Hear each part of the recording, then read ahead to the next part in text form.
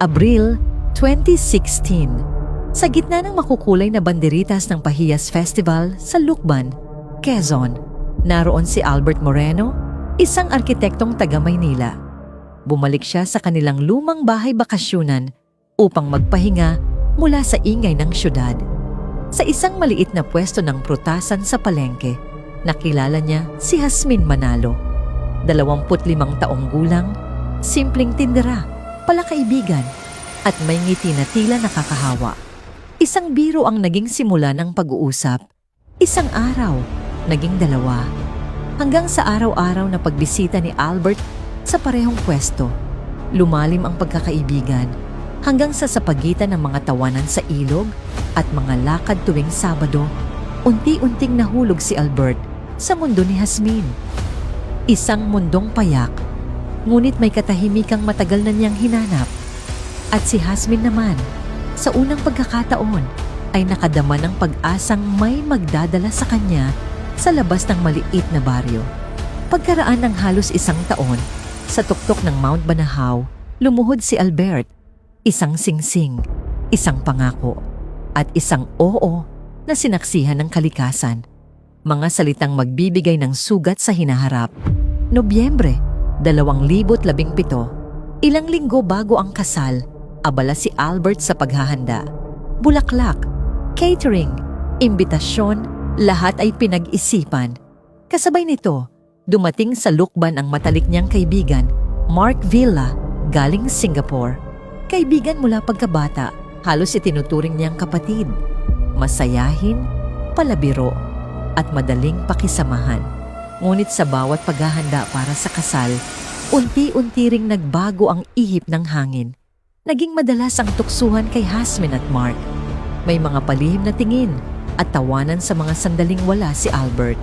Hanggang isang gabi, sa isang videoke night, nakita silang magkahawak ng kamay sa dilim. Isang tagpong walang nakapansin, ngunit nag-ugat ng pagtataksil. Makalipas ang ilang linggo, lumabas silang dalawa. Kunwari ginaghahanap ng wedding supplier sa Lucena. Ngunit ang totoo, nagtungo sila sa isang mumunting apartele. Doon, tuluyang nalusaw ang mga pangako. Pagbalik ni Jasmine, nag-iba siya. Tahimik, malayo ang tingin. Si Albert, unti-unting nakaramdam ng malamig na distansya. Hanggang isang gabi, habang naliligo si Jasmine, may mensaheng dumating sa cellphone. Binuksan ito ni Albert at sa bawat litratong nakita, sa bawat salitang miss you, tuluyang gumuho ang mundo niya. Hindi siya nagtanong, ngunit alam na niya ang sagot.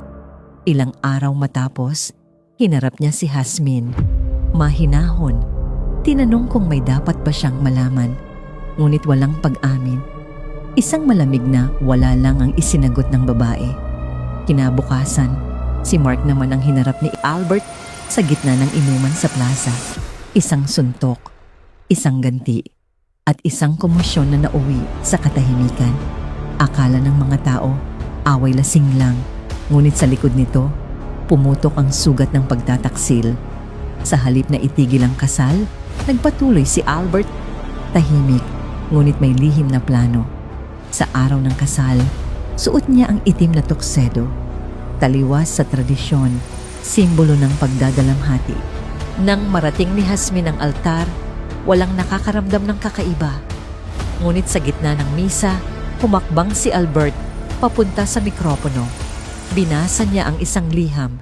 Isa-isang binanggit ang mga petsa, lugar, at mga mensaheng nagpapatunay ng pagtataksil ni Jasmine at Mark. Tahimik ang buong simbahan. Luha, gulat, at pagkapahiya ang bumalot kay Jasmine.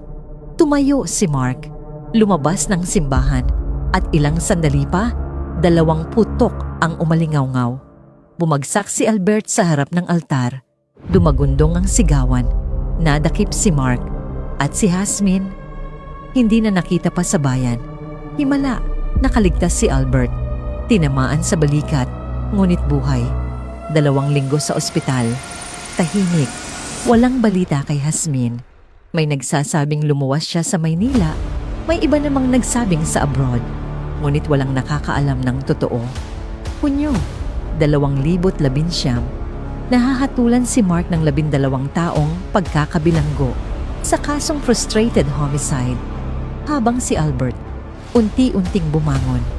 Bumalik sa Maynila, nagturo ng arkitektura sa isang universidad.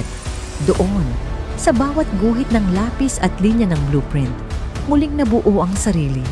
Sa isang kasal na dapat sana'y simula ng pangarap, nauwi ang lahat sa trahedya.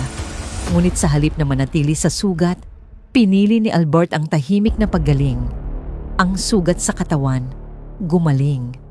Ngunit ang sugat ng puso, mananatiling paalaala.